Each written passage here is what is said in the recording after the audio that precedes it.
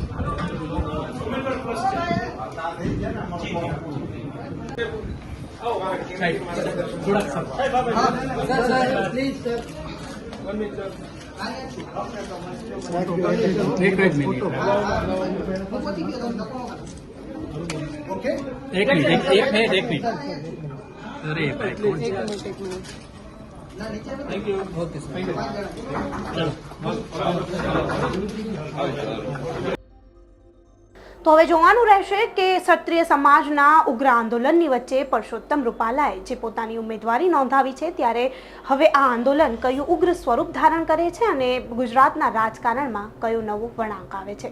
તો આ મુદ્દે તમારું શું કહેવું છે, અમને કમેન્ટ બોક્સમાં ચોક્કસથી જણાવજો। તથા અમારો વિડીયો પસંદ આવ્યો હોય તો અમારી ચેનલ નિર્ભય ન્યૂઝને લાઇક, શેર અને સબસ્ક્રાઇબ કરવાનું ભૂલતા નહીં। આભાર।